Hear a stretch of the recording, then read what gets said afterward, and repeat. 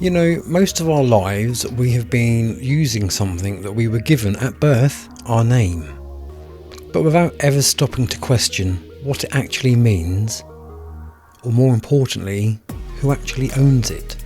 We sign it, we answer to it, we identify by it, but what if I told you the name, especially the surname, isn't really yours? What if the way you use it actually binds you into a system that runs on fiction, contracts, and consent you never consciously gave? Today I want to wake people up to something simple yet powerful. The difference between your calling and your name.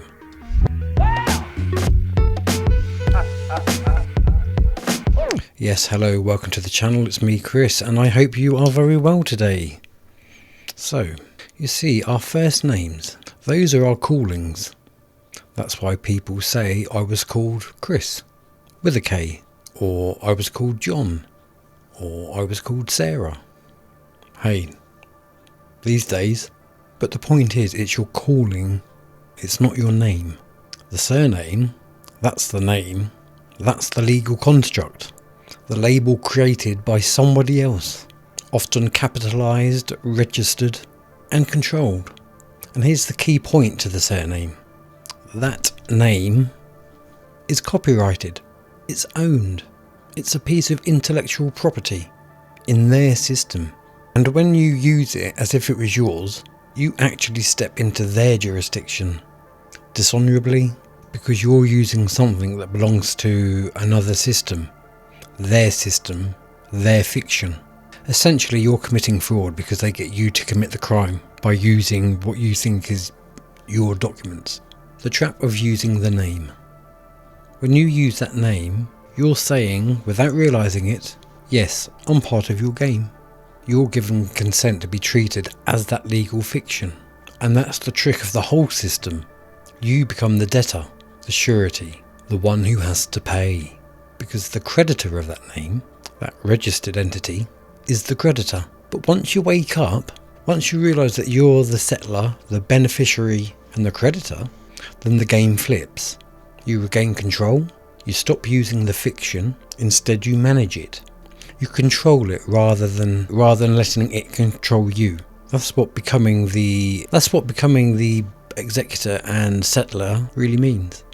It's about taking back your standing, your power, your jurisdiction as king.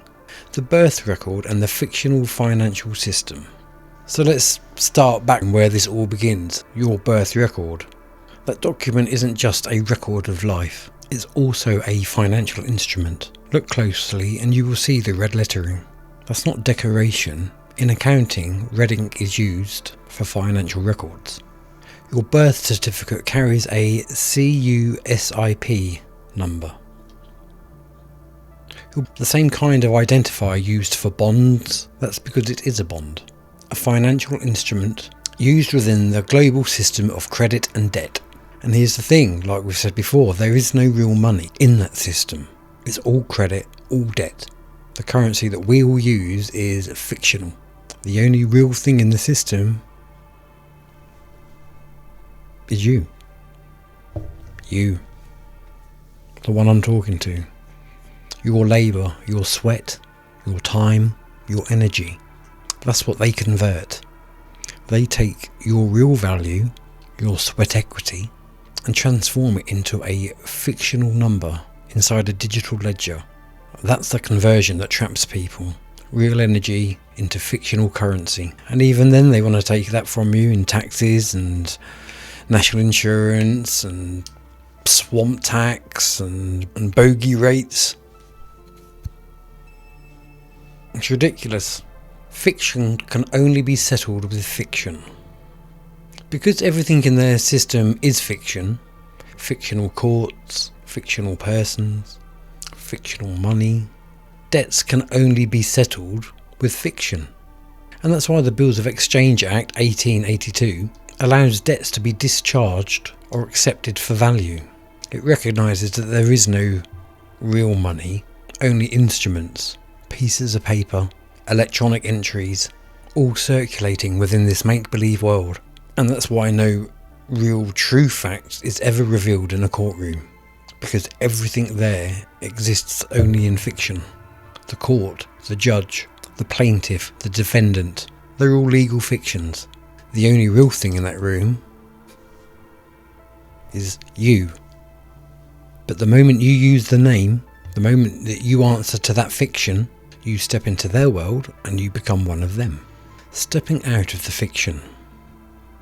Now imagine this. You declare yourself properly as the settler, executor and creditor.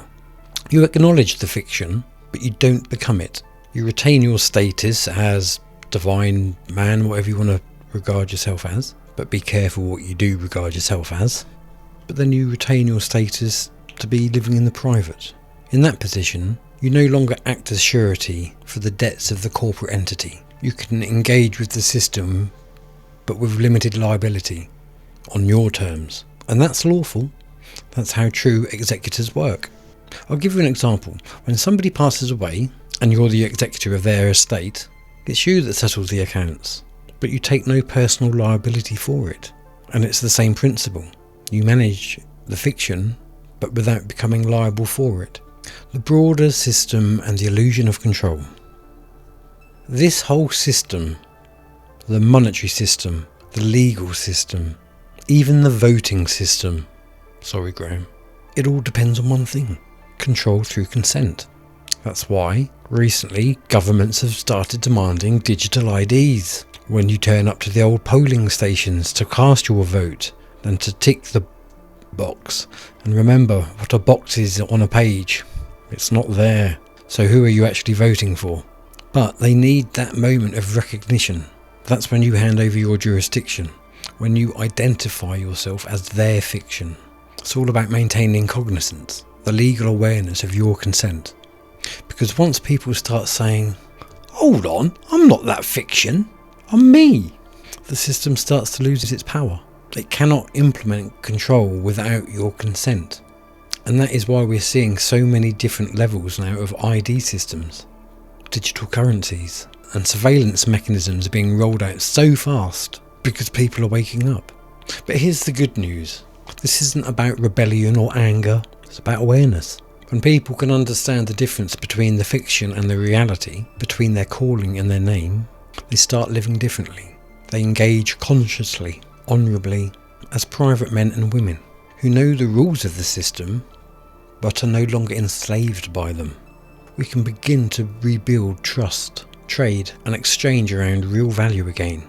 Labour, service, skills, community, and maybe one day real commodities. So the point isn't necessarily to destroy the system, it's to see it for what it is and reclaim our rightful position within it, as living beings, not corporate fictions. So the next time you use the name, just pause for a second and ask yourself, am I using their fiction or am I standing in my calling? Because that small awareness, one change in understanding, is how we all begin to wake up and take back control and start living as we truly are. Real, sovereign and divine. Let me know what you think in the comments. Look after yourselves and I'll speak to you all again soon. Bye for now.